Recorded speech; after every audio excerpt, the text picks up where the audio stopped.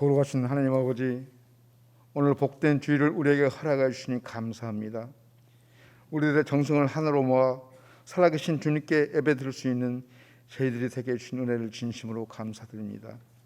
하나님의 도우심이 없이는 잠시도 생명을 부지할 수 없는 연약한 저희들을 지난 한 주간도 보호해 주시고 인도해 주시고 이끌어 주신 그 크신 은혜를 진심으로 감사드리옵나이다. 이토록 크신 하나님의 사랑과 은총 속에 살고 있는 저희들입니다. 그러나 지난 한 주간 삶을 되돌아볼 때 주님 앞에 죄스럽고 잘못된 일들이 너무너무 많았던 죄인들이었음을 이 시간 고백하지 않을 수가 없습니다. 사랑의 하나님, 이 시간 저희들 주님 앞에 머리 숙여 싸우니 저희들의 죄를 용서하여 주시옵소서. 하나님께 기쁨, 즐거움, 영광을 올리는 삶을 살아갈 수 있도록 인도하여 주시옵소서. 하나님, 이 시간 우리 강주 무진교회를 위해서 기도합니다. 주님의 크신 뜻이 계셔서 이곳에 40여 년 전에 주님의 핏값으로 세워진 교회입니다. 어둡고 캄캄한 이 세상에 빛이 되고자 합니다. 모든 것이 썩어 빠진 이 세상에 소금이 되고자 합니다. 주님께서 가셨던 그 고난과 고통의 길을 함께 가려는 저희 강주 무진교회가 되고자 합니다. 진정으로 하나님 앞에, 세상 앞에 조금도 부끄럽지 않는 강주 무진교회가 될 수 있도록 하나님 도와주시옵소서. 살아 움직이는 교회가 되게 하시고 이 지역사회에서 없어서는 안 될 안식처가 되게 해주시고 도와주고도 남는 큰 교회가 될 수 있도록 우리 교회를 주님 이끌어 주시옵소서. 하나님, 오늘 예배에 참석하지 못한 주님의 자녀들이 있습니다. 출타했습니까? 병상에 누웠습니까? 세상 일에 끌렸습니까? 우리는 알 수 없지만 주님께서는 모두 다 아십니다. 이 시간 주님께서 그들을 찾아가셔서 권면하시고 이루하여 주시길 원합니다. 앞으로는 꼭 주의 날을 기억하고 지킬 수 있도록 인도하여 주시옵소서. 특별히 기도하기는 오늘 예배를 간절히 원하면서도 원치 않는 질병으로 병석에 누워있을 수밖에 없는 한우들을 기억하시고 여호와라파 치료의 강수를 비춰주시옵소서. 치료자신 주님께서 치료하셔서 속히 자리를 털고 일어나 건강을 되찾게 하여 주시옵소서. 거룩하신 하나님, 오늘 단위에서 말씀 전하실 장관철 담임 목사님을 위해서 기도합니다.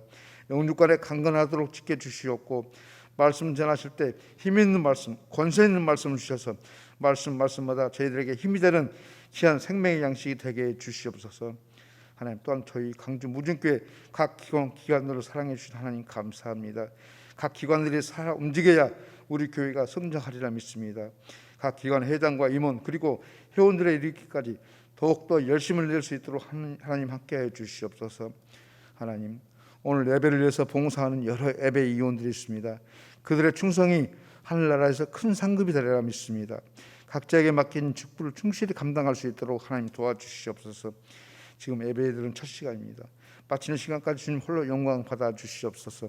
이 모든 말씀 살아계신 우리 주 예수 그리스도를 받들어 감사하며 기도드리옵나이다.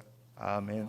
구약성경 1016쪽입니다. 구약성경 1016쪽 이사야서 41장 8절부터 14절까지 교독하겠습니다.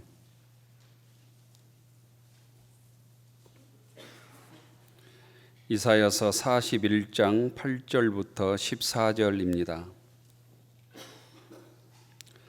그러나 나의 종 너 이스라엘아, 내가 택한 야곱아, 나의 벗 아브라함의 자손아, 내가 땅끝에서부터 너를 붙들며 땅 모퉁이에서부터 너를 부르고 내게 이르기를 너는 나의 종이라. 내가 너를 택하고 싫어하여 버리지 아니하였다 하였노라. 두려워하지 말라, 내가 너와 함께 함이라. 놀라지 말라, 나는 네 하나님이 됨이라. 내가 너를 굳세게 하리라. 참으로 너를 도와주리라. 참으로 나의 의로운 오른손으로 너를 붙들리라.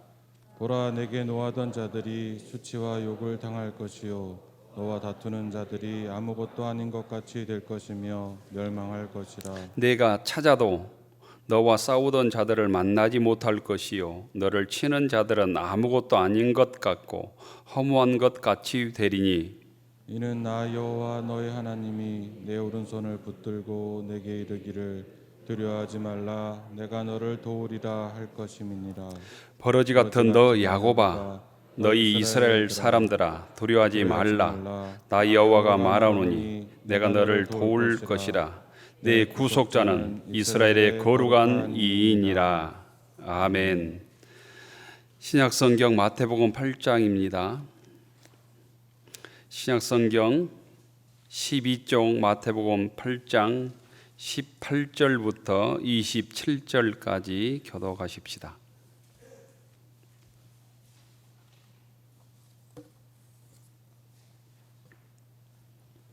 마태복음 8장 18절부터 27절입니다.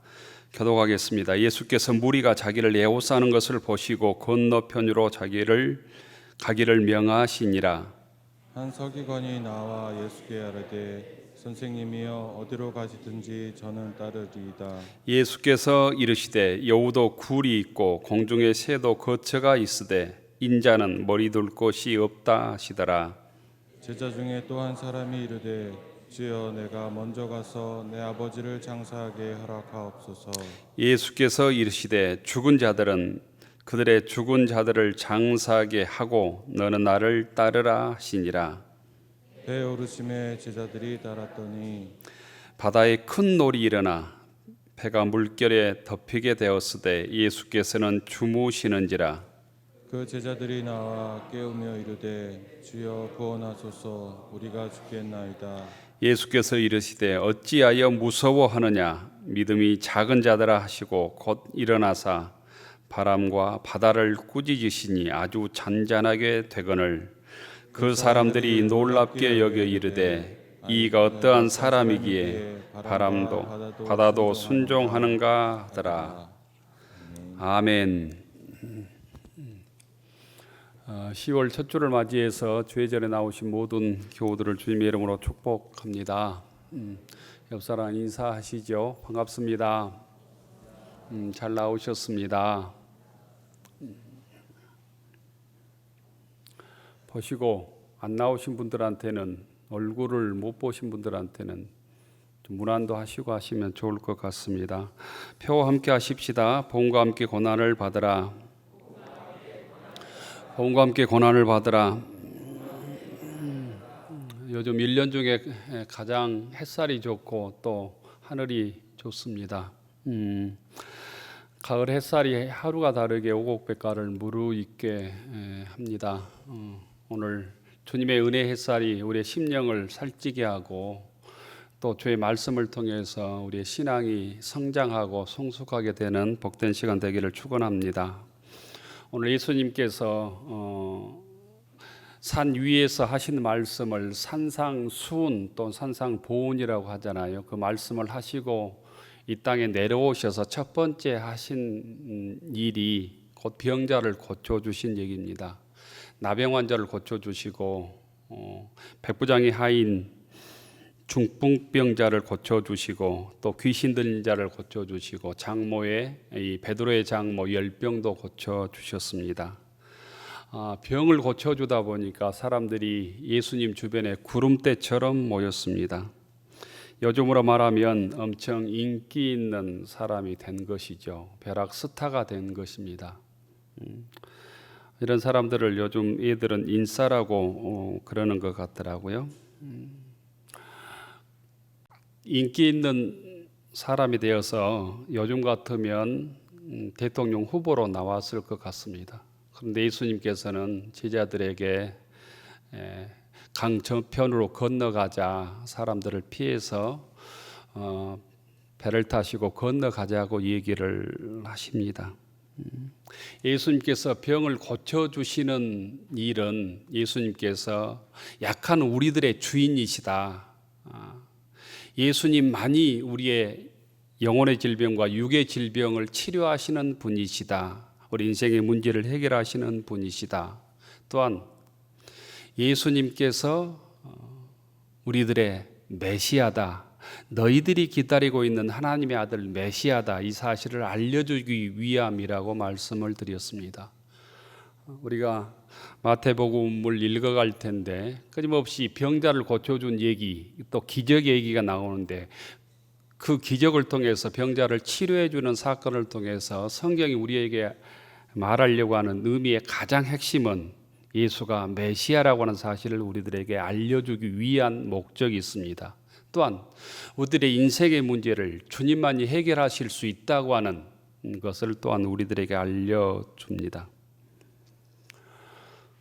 육의 질병의 문제를 주님께서 치료해 주시자 많은 사람들이 따랐는데, 모여들었는데, 그 중에 오늘 보면 두 사람이 내가 예수님을 죽기까지 따라가겠습니다라고 작정하고 나섭니다.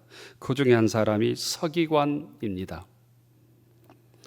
서기관은 유대교의 율법 전문가입니다. 지금으로 얘기하면 법률 전문가, 판사나 검사나 변호사라고 말할 수 있겠습니다. 당시에 서기관이란 교육을 가장 많이 받은 사람입니다. 대부분 이 서기관들은 모세 5경 정도는 아주 줄줄 암송을 하고 있었던 사람들이고, 모든 율법 조문들은 다 암송을 하고 있었던 사람들입니다. 종교적으로는 존경을 받는 아주 최고의 상류 계급에 속한 사람들입니다. 서기관은 곧 율법과 법률의 전문가입니다.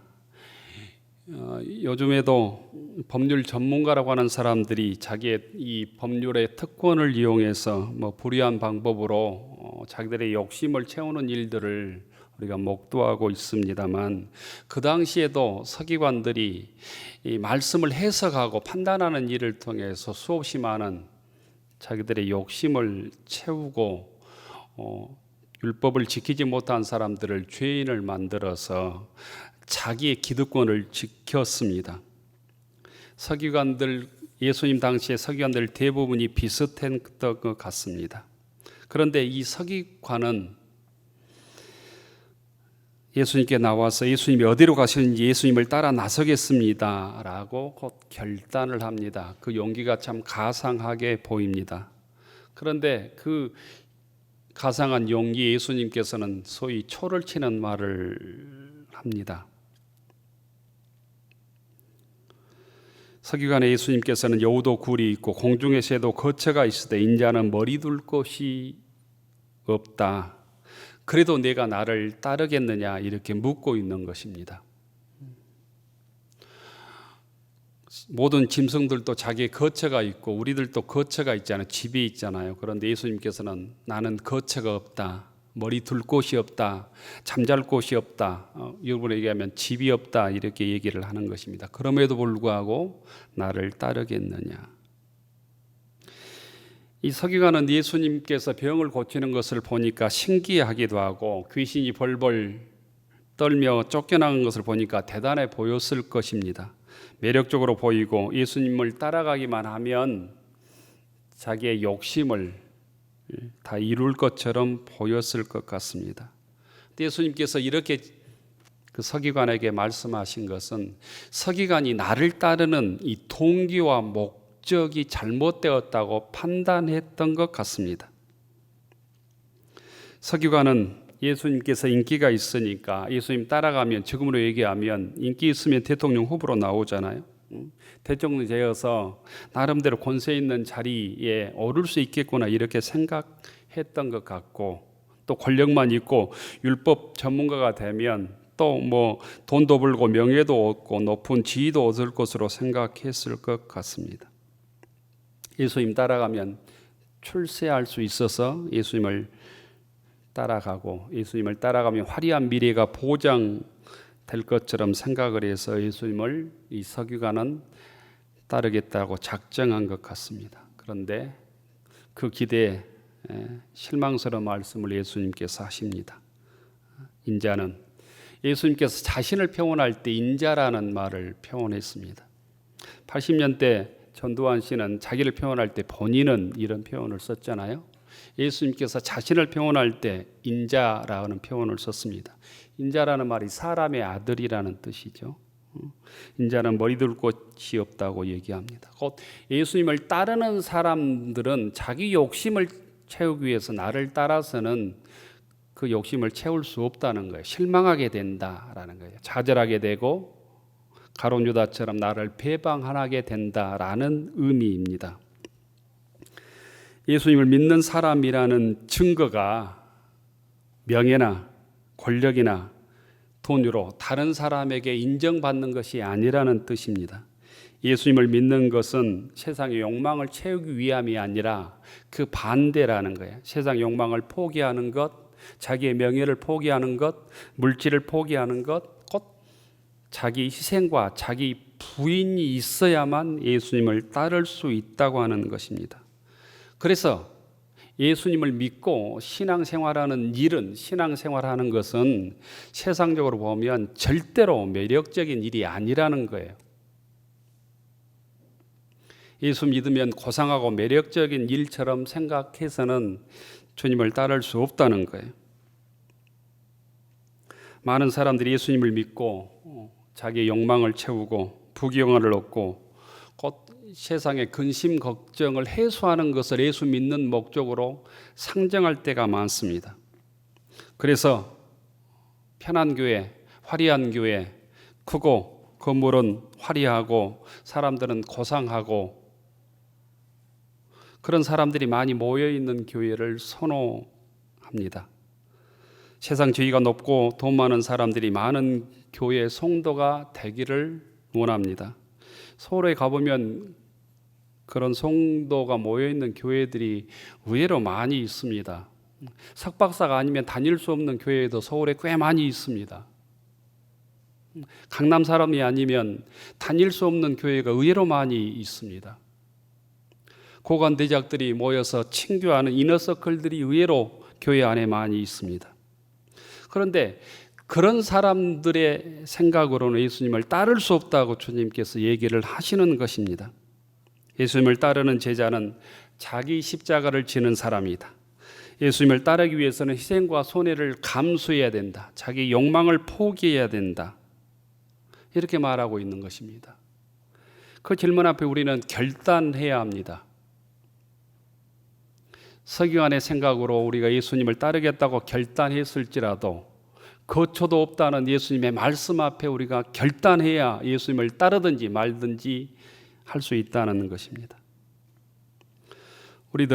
여러분들은 서기관처럼 욕망을 채우기 위해서 예수님을 따라 나선 사람입니까? 아니면 그렇게 따라 나섰다 할지라도 주님의 말씀에 따라서 주님의 말씀을 받아들이고 자기 부인과 자기 희생을 감수하면서도 내가 주님을 따르는 진실한 제자가 되겠습니다라고 결단한 사람들입니까? 주님께서는 서기관들에게 이 질문을 오늘 우리들에게 하고 있는 것입니다.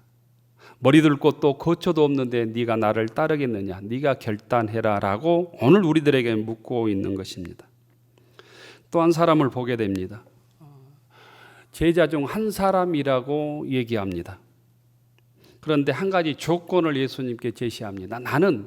나를 희생하고 나를 부인하고 예수님을 따르겠습니다. 하지만 한 가지 조건을 들어주십시오. 그것은 주여 내가 먼저 가서 내 아버지를 장사하게 허락하옵소서.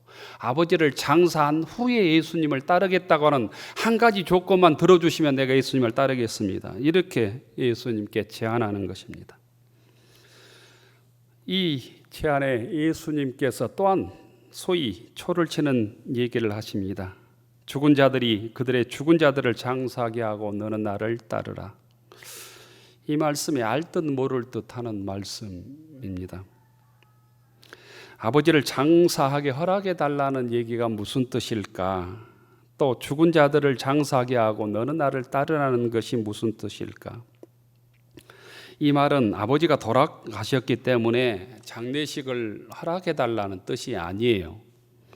잘못 해석하면 아버지가 돌아가셨는데 예수 믿는 자들은 장례식에도 못 가게 하더라. 장례가 났는 자도인데 예수 믿는 사람들은 주일을 먼저 지키고 장례식 안 지킨다고 하더라. 이렇게 오해할 소지가 있는 말씀이죠. 신앙인들은 부모를 세상 사람보다 훨씬 잘 모시고 효도해야 될 뿐 아니라 장례 때도 더 거룩하게 장례를 잘 모셔야 될 책임이 있습니다. 이 말의 뜻은 중동 문화권에 의하면 아버지의 유산을 받을 때까지 기다리겠다는 거예요. 아버지의 유산을 받을 때까지 예수님 기다려 주십시오. 그런데 아버지의 유산을 받으려면 아버지가 세상을 떠야 합니다. 죽어야 하는 거예요.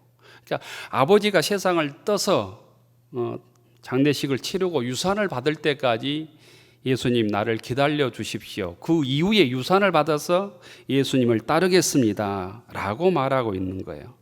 그런데 지금 아버지가 살아 계십니다. 예수님을 따라가고 싶은데 아버지가 언제 죽을지 모릅니다. 그래서 아버지가 죽을 때까지 기다렸다가 유산을 받은 후에 주님을 따르겠다는 것입니다. 예수님께서 그 제자의 제안에 곧 죽은 자들은 장사하게 하고 너는 나를 따르라. 곧 이것은 부모의 유산을 기다리지 말라는 의미입니다. 부모의 유산에 너의 믿음의 마음을 빼앗기지 말라는 의미입니다. 예수님의 제자가 되어 예수님을 쫓으려 한다면 아버지의 유산을 받는 것보다 예수님을 따르는 것이 더 급한 일이다, 더 근본된 일이고 더 중요한 일이다라고 말하는 것입니다. 세상 일 때문에 구원 얻는 일을 포기하는 것은 어리석은 일이라는 거예요. 자기의 욕심과 정욕에 따라 살려고 예수님을 잊어버린 사람도 어리석은 사람이라는 것입니다. 예수님을 따르는 삶은 삶의 우선순위가 분명해야 된다는 의미입니다. 죽은 자들로 장사하게 하고 나를 따르라는 의미는 어떤 일이 근본된 일인지, 너의 인생에 있어서 가장 중요한 일이 어떤 일을 분별하라라는 의미입니다. 우리들이 예수님을 따르기 위해서는 먼저 해야 될 일과 나중에 할 일, 근본적인 일과 부차적인 일, 중요한 일과 그렇지 않는 일을 구별할 수 있는 믿음의 능력이 있어야 제자 될 자격이 있다는 의미입니다. 세상에서 아무리 급하고 중요한 일이 있는 것처럼 보인다 할지라도 그것보다 예수님을 더 믿고 예수님을 따르는 일이 근본적이고 중요한 일이라는 거예요. 아무리 집을 짓는 것이 급해도 기초를 파지 않고 집을 지을 수는 없습니다. 우리 인생에 있어서 가장 중요한 일이 예수님을 따르고 예수님을 믿고 구원받고 하나님의 자녀로 사는 일들이 가장 근본된 일이고 가장 중요한 일이라고 하는 사실을 믿을 수 있기를 축원합니다. 어리석은 부자처럼 육이 건강하면 물질을 쌓아놓으면 내 인생이 길어질 것처럼 착각하는 삶을 살아서는 안 된다는 의미입니다. 많은 사람들은 제자로서의 삶을 살기보다는 곧 서기관처럼 오늘 예수님께 조건을 제시했던 제자처럼 예수를 믿고 따르려고 합니다. 나의 욕망을 포기하지 않고 세상의 일들을 포기하지 않고 이것도 취하고 저것도 취하고 세상의 명예와 부귀와 욕망도 취하고 주님을 믿어서 구원받고 하나님의 영생의 복도 누리려고 하는 곧 욕망이 있는데 이 두 개를 함께 취할 수 있는 길은 없다고 얘기합니다. 독일의 유명한 신학자 본헤퍼는 그런 모습을 값싼 은혜라고 우리들에게 지적해 줍니다. 본헤퍼는 39살에 짧은 생애를 살았지만 아주 유명한 저작들을 많이 냈는데 그 중에 하나가 나를 따르라고 하는 책을 썼는데 거기에서 값싼 은혜가 우리 교회들의 철천지 원수다 이렇게 얘기하고 있습니다. 철천지 원수 값싼 은혜는 떠리로 팔아버린 싸구려 상품일 뿐이다. 참회 없는 사죄이며 죄의 고백이 없는 성만찬이다.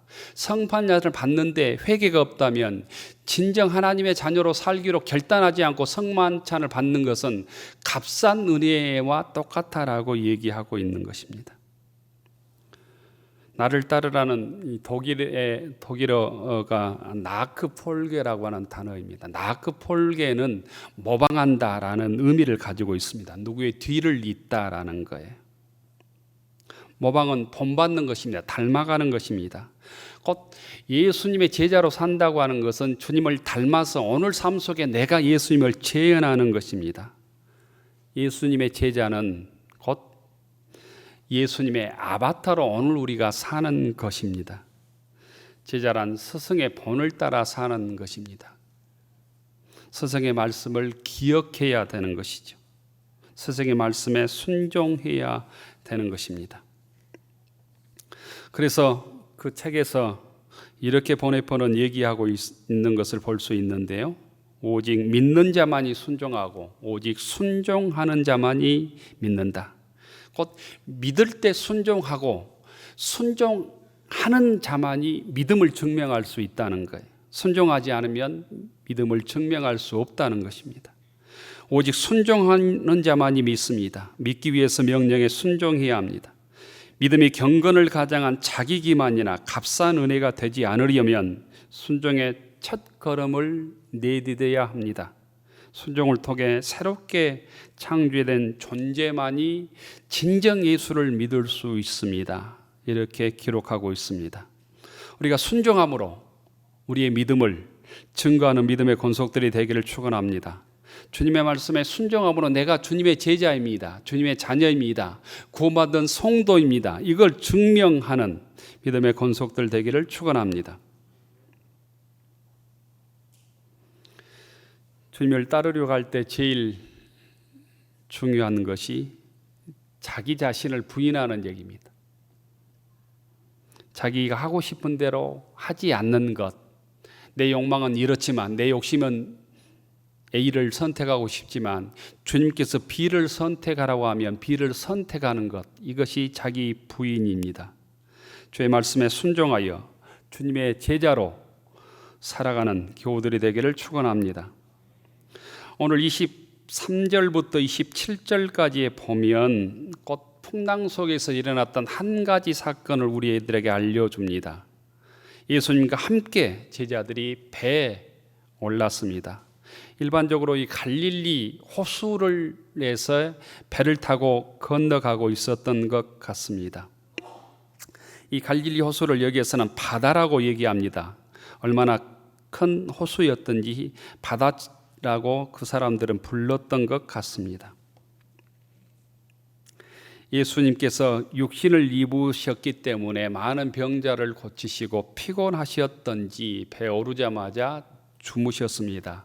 누가복음에 보면 고물에서 곧 배 뒤편에서 주무셨다고 되어 있습니다. 그런데 갑자기 큰 풍랑이 일었습니다. 그래서 배가 물에 잠기게 되었습니다. 풍랑에 놀란 제자들이 혼비백산합니다. 그리고 어찌할 바를 알지 못합니다. 결국 예수님을 깨웁니다. 우리가 죽게 되었습니다. 우리를 구원해 주십시오. 우리를 구원해 주십시오. 예수님, 우리가 죽게 되었습니다. 이때 예수님께서 깨어나셔서 어찌하여 무서워하느냐, 믿음이 작은 자들아, 이렇게 말씀하시면서 바다와 바람을 꾸짖으시니 언제 그러냐듯이 바람과 바다가 잔잔해졌다고 얘기하고 있습니다. 여기에서 객관적 팩트는 두 가지인데요. 예수님과 함께 배에 탔지만 그럼에도 불구하고 풍랑이 일었다는 거예요. 태풍이 불었다는 것입니다. 예수님과 함께 있어도 풍랑이 일어난다는 거예요. 우리들이 예수 믿으면 풍랑이 한순간에 없어질 것처럼 착각을 합니다. 바다에 큰 노을이 일어나 배가 물결에 덮이게 되었을 때 예수께서는 주무시는지라. 예수님이 제자들과 함께 그 배에 올라 있었음에도 불구하고 풍랑은 일었습니다. 예수 믿는 사람들이 착각하는 것 중에 예수 믿으면 실패도 없고 질병도 없고 사고도 없고 시험에 떨어지는 것도 없다고 착각을 합니다. 한국교회는 지금까지 그렇게 없는 것처럼 주장을 함으로 교회 덩치를 불려왔습니다. 예수 믿으면 모든 것이 잘 된다고, 육도 잘 되고 영도 잘 되고 세상도에서 모든 사업도 잘 되고 자녀도 잘 된다고 곧 거짓 복음, 값싼 복음을 끊임없이 전파하면서 교회 덩치를 키워왔습니다. 그런데 오늘 성경에 보면 예수님께서 제자들과 함께 있어도 풍랑은 일어났다는 거예요. 예수 믿어도 고난은 있습니다. 어려움도 있고 시련도 있습니다. 실패도 있습니다. 예수 믿어도 불치병으로 세상을 뜨기도 하고 질병으로 어려움도 겪습니다. 예수 믿고 40일 철야를 해도 자녀들이 시험에 번번이 떨어지는 가정도 많습니다. 착각하지 않아야 합니다. 두 번째는 그럼에도 불구하고 고난 중에 예수님께서 제자들과 함께 있었다는 사실입니다. 그래서 제자들이 예수님을 깨우게 됩니다. 풍랑 가운데 예수님이 제자들과 함께 하신다. 고난과 질병 속에서, 실패 속에서, 떨어지는 시험 속에서도 하나님께서 우리를 버리지 않고 함께 하신다는 사실을 믿을 수 있기를 축원합니다. 문제는 우리의 믿음입니다. 문제가 일어났을 때 혼비백산하고 누워있는 것이 아니라, 그 자리에 멈춰있는 것이 아니라 예수님을 깨우는 믿음이 필요합니다. 하나님, 예수님, 우리가 죽게 되었습니다. 예수님, 풍랑이 이래서 우리가 지금 죽게 되었습니다. 배가 파산하게 되었습니다. 우리를 살려주십시오. 우리를 구원해 주십시오. 이 믿음이 우리들에게 있느냐를 주님께서 묻고 있는 것입니다.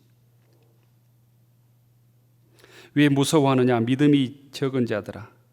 주님께서는 상황과 현실, 환경의 문제가 아니라 우리의 믿음을 보십니다. 결국 풍랑을 극복할 수 없었던 것은 환경의 문제가 아니라 믿음이 적었기 때문이라는 얘기입니다. 결국 제자들의 문제는 닥쳐오는 현실과 상황이 아니라는 거예요. 정말 우리의 위기의 문제는 믿음이라는 것입니다. 정말 위기는 믿음의 위기입니다. 우리가 세상을 살면서 어려움이 몰려오고 시련이 오고 풍랑이 일 때 곧 우리의 믿음을 다시 확인할 수 있기를 바랍니다. 우리 함께 하시는 주님께 나를 구원하소서, 주님께 간청하고 기도할 수 있기를 축원합니다. 진정한 위기는 이 믿음이 없음, 믿음의 적음의 위기라는 것입니다. 그런데 그 사실을 우리는 인정하지 않고 환경을 탓합니다. 풍랑을 탓합니다. 파도를 탓합니다. 파도와 풍랑을 탓해서는 내 위기를 극복할 수 없습니다. 내가 믿음이 없음을 깨닫고 주님 앞에 간청하고, 주님 살려주십시오, 주님 구원해 주십시오, 우리가 죽게 되었습니다, 내 가정을 붙들어 주십시오, 내 인생을 붙들어 주십시오, 이 질병의 문제를 극복해 주십시오, 치료하여 주십시오, 내 인생의 시련의 문제를 주님께서 극복할 수 있는 능력을 주십시오. 이렇게 기도하는 믿음의 권속들이 되기를 축원합니다. 위기 속에서 하나님을 바라보는 능력, 말씀을 의지하는 능력, 주님을 깨우는 믿음의 능력이 우리에게 필요하다는 것입니다. 우리는 1년 반이 넘도록 코로나 위기 속에 있습니다. 이 위기 속에서 주님께서는 우리의 믿음을 어떻게 보면 시험하시고 계신지도 모르겠습니다. 코로나19 속에서 내가 죽게 되었습니다, 나를 구원해 주십시오, 내 가족을 구원해 주십시오, 우리의 교회를 구원해 주십시오, 기도하는 믿음의 권속들이 되기를 축원합니다.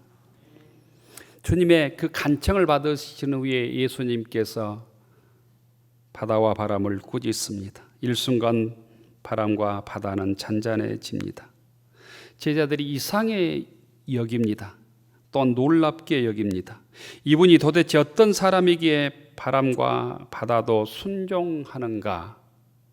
이 사건을 통해서 예수님께서는 제자들에게 내가 메시아임을, 하나님의 아들이심을, 너희들의 인생의 문제를 해결하실 분을 우리들에게 알려주는 겁니다. 제자들에게 알려주시고 있는 것입니다. 또한 이 사건은 우리 인생의 문제를 해결할 분이 누구신가를 우리들에게 또한 알려주고 있습니다. 어떤 상황도, 어떤 문제 해결도 곧 주님 안에 있다고 하는 사실을 믿을 수 있기를 축원합니다. 이렇게 믿는 것이 절대 믿음입니다. 우리 인생에 고난이 닥쳐오고 감당 못할 문제가 생겼을 때 어떠해야 하는지, 어떻게 문제를 해결해야 되는지 오늘 주님께서 우리들에게 제자들의 모습을 통해서 정확하게 알려주십니다. 모든 사람들이 인생의 문제를 안고 있습니다. 가정의 문제, 자녀의 문제, 건강의 문제, 질병의 문제, 영혼의 문제를 안고 있습니다. 주님 도와주십시오. 나를 구원해 주십시오. 저는 예수님이 필요합니다. 이렇게 기도하고 주님께 나아가기를 축원합니다. 오늘 이사야 선지자는 오늘 우리들에게 이렇게 말씀하십니다. 이사야 41장 10절에 보면 두려워하지 말라. 내가 너와 함께함이라. 놀라지 말라. 나는 내 하나님이 됨이라. 내가 너를 굳세게 하리라. 참으로 너를 도와주리라. 참으로 나의 우러운 오른손으로 너를 붙들리라. 우리 인생에 풍랑이 닥치기 전에 주님을 내 인생의 배에 모시고 예수님과 함께 인생의 항해를 하는 믿음의 권속들 되기를 축원합니다. 나를 지극히 사랑하시고 나를 선택하시고 붙드시는 주님께서 우리 인생의 문제를 해결하여 주실 것입니다. 우리 교회의 문제도, 우리 가정의 문제도, 자녀의 문제도 해결하여 주실 것입니다. 이런 주님과 함께 인생을 항해하는 믿음의 권속들 되기를 축원합니다. 하늘 우러러 축원하옵나니 이제는 우리 주 예수 그리스도의 은혜와 하나님 아버지의 극진하신 사랑하심과 우리 함께 하시며 우리를 인도하시는 보혜사 성령의 능력과 권능이 자기를 부인하고 자기 십자가를 지고 주님을 따르는 제자로 모진교회 신실한 성도로 하나님의 자녀로 살아가기로 다짐하는 교우들 머리 위에 우리의 가정과 일터위 위에 우리의 자녀들 위에 믿음의 새 가정을 이룬 태호 형제와 신의 자매 앞길 위에 이제로부터 영원까지 함께하여 주시기를 간절히 축원하옵나이다. 아멘.